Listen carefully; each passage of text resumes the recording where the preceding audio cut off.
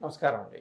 నా పేరు కాశీనాథన్ శ్రీనివాసరావు. నేను ఒక మ్యూచువల్ ఫండ్ డిస్ట్రిబ్యూటర్. ఇవాళ సెక్టరు మరియు థీమాటిక్ ఫండ్స్ గురించి మాట్లాడుకుందాం.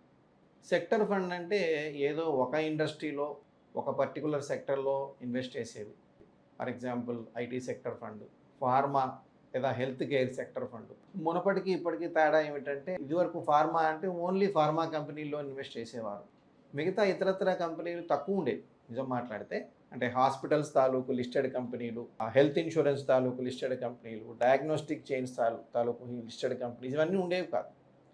ఇప్పుడు అవకాశం పెరిగింది కాబట్టి దాన్ని హెల్త్ కేర్ ఇండస్ట్రీ అంటున్నారు. కొంచెం బ్రాడ్ బేస్డ్ అనమాట. సో ఐటీలో కూడా కొంచెం బ్రాడ్ బేస్ జరిగింది కానీ దీనంతా కాదు. సో ఇలాంటి సెక్టర్ ఫండ్స్ చాలా ఉంటాయి. బ్యాంకింగ్లో ఇదివరకు ఓన్లీ బ్యాంకింగ్ ఫండ్సే, బ్యాంకింగ్ స్కీమ్సే, షేర్సే ఎక్కువ ఉండేవి. ఇప్పుడు రకరకాల ఫిన్టెక్ కంపెనీస్ వచ్చినాయి, నాన్ బ్యాంకింగ్ కంపెనీలు వచ్చినాయి. ఇలా బ్రాడ్ బేస్డ్ అయింది. కానీ నార్మల్ డైవర్సిఫైడ్ ఫండ్స్తో పోల్చుకుంటే సెక్టర్ ఫండ్స్ అనేవి కొంచెం మనం అర్థం చేసుకోవడం కష్టం. సెక్టరల్ మూమెంట్స్ అంటారు. సెక్టరల్ మూమెంట్స్ని ఒక సాధారణ ఇన్వెస్టర్ కానీ మాబోటి ఒక డిస్ట్రిబ్యూటర్ కానీ అనలైజ్ చేయగలగటం అనేది కష్టం. మన దగ్గర అంత బ్యాండ్ విడ్త్ ఆఫ్ ఇన్ఫర్మేషన్ ఉండదు. ఇన్ టైంలో మనం చకచకా దానిలోకి ఎంటర్ అయ్యి చకచకా దానిలోంచి బయటికి రావటం అంటే ఒక రోజు 2 రోజుల గురించి నేను మాట్లాడట్లా. మేబీ ఫ్యూ ఇయర్స్, ఒక సైకిల్ కొంత ఫ్యూ ఇయర్స్ నడవచ్చు. అటువంటి సందర్భంలో మనము రైట్ టైంలో దాన్ని మనం తీసుకుని రైట్ టైంలో బయటికి రాలేకపోతే ఒక్కొక్కసారి నిరాశకు గురయ్యే అవకాశం. ఇంకొక కొంచెం ఇలాంటి మనం అర్థం చేసుకోలేని ఫండ్స్ థీమాటిక్ ఫండ్స్. అంటే జనరల్గా మ్యూచువల్ ఫండ్ కంపెనీలు ఈ థీమ్ బాగుంది అని ఆ థీమ్ని తీసుకొస్తాయి. వారు కూడా పాపం ఎన్నాళ్ళు దాన్ని మనకు చెప్తూ ఉంటారు, ఇప్పుడు బయటకు వచ్చేయండి, ఇప్పుడు బయటకు వచ్చేయండి అని.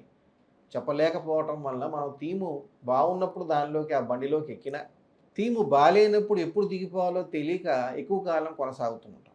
దానివల్ల మళ్ళీ నిరాశకు గురైపోతుంటాం. అప్పుడు బాగుండింది నేను పెట్టినప్పుడు 2-3 ఇయర్స్ బాగుంది, తర్వాత బాగాలేదు. సో ఇది బయటకు వచ్చేయమని ఎవరు చెప్తారు? ఎవరు చెప్పరు. సో ఇటువంటివి కొంత రిస్కీ కాబట్టి వీటిని మనము కొంత అవాయిడ్ చేయటం బెటరు.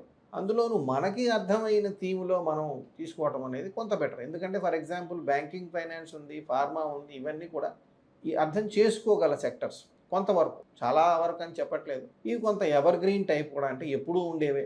మనిషికి రోగాలు ఉన్నంత కాలం ఈ ఫార్మా ఇవన్నీ ఉంటాయి, హాస్పిటల్స్ ఇవన్నీ ఉంటాయి. మనిషికి డబ్బు అవసరం ఉన్నంత కాలం బ్యాంకింగ్, ఫైనాన్స్ ఇవన్నీ ఉంటాయి. సో ఇతరత్ర సెక్టర్స్‌లో మనం కొంచెం జాగ్రత్తగా ఉండాలి. థీమ్స్‌లో ఎస్పెషల్లీ ఇంకా చాలా జాగ్రత్తగా ఉండాలి. సో దీన్ని మనం అట్రాక్టివ్‌గా ఉంటాయి కాబట్టి మనం దాన్ని విస్మరించలేము. అలాంటప్పుడు ఏం చేయొచ్చు అంటే మనం పెట్టే డబ్బులో కొంత భాగం ఒక 10-15% అలా మనం ఒక డిసిప్లిన్డ్‌గా దానికి కేటాయించి సాధ్యమైనంత వరకు అబ్జర్వేషన్‌లో పెట్టుకొని బాగోలేనప్పుడు బయటికి రావటం అనేది ఉత్తమం. జనరల్‌గా మన డబ్బుని ఎక్కువగా డైవర్సిఫైడ్ ఫండ్స్‌లో చేయటం అనేది మనకి అంత రిస్క్‌తో కూడుకున్న పని కాదు. ఎందుకంటే డైవర్సిఫైడ్ ఫండ్స్‌లో అన్ని రకాల ఇండస్ట్రీలు, అన్ని సెక్టర్లలో చేస్తారు.